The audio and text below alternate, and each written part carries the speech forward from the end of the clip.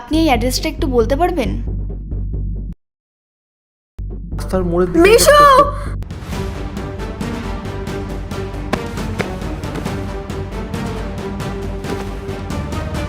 ওর কোথাও লাগেনি তো? ভাগ্যিস আপনি ঠিক সময় ব্রেকটা দিয়েছিলেন। আপনি যে অফিসটা খুঁজছেন সেটা আমারই। ও, এই অফিসটা আপনার? হ্যাঁ, আসুন। ঠিক আছে। আচ্ছা, এর আগে কোথায় কাজ করেছেন? না দিদি, এর আগে কোথাও কাজ করিনি, এটাই আমার প্রথম চাকরি হবে। আচ্ছা, তাহলে এক কাজ করুন, আপনি কালকে থেকে চলে আসুন। আমি আমার মেয়েকে কাজে নিয়ে আসতে পারি?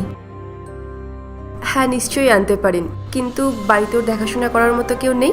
এটা 3 বছর আগের কথা। কলকাতার একটা সরকারি কলেজ থেকে আমি কম্পিউটার সায়েন্স নিয়ে পড়াশোনা করছিলাম। তখন একটা ছেলের সাথে আমার দেখা হয়। ও আমাকে কলেজের বাইরে সবার সামনে প্রপোজ করেছিল। সময়ের সাথে সাথে আমি ওকে ভালোবেসে ফেললাম, আর আমরা একে অপরের কাছে আসতে থাকলাম। সময়ের সাথে সাথে ও আমাকে এটা বিশ্বাস করালো যে কোনো পরিস্থিতিতেই ও আমাকে ছেড়ে যাবে না। কিন্তু একদিন সেটা হলো যেটা হওয়া উচিত ছিল না।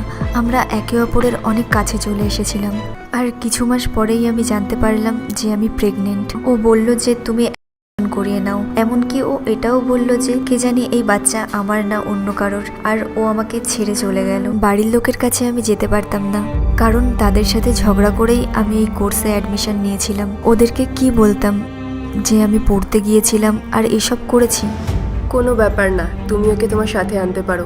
এমনকি তোমার যদি কোনো প্রবলেম না থাকে তাহলে তুমি ওকে আমাদের বাড়িতেও রাখতে পারো। আমার হাজবেন্ড ওর খেয়াল রাখবে। এমনিতেও ও বাচ্চা খুব ভালোবাসে, আর ওর তো ওয়ার্ক ফ্রম হোমই চলছে, তো ও বোরও হয়ে যায়।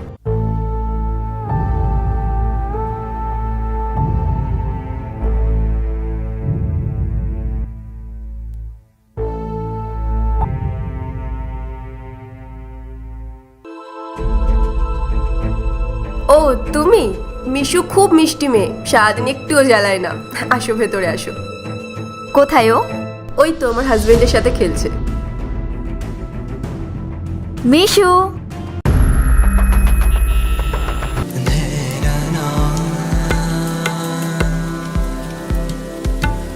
রনি, ও নেহা, মিশু ওরই মেয়ে।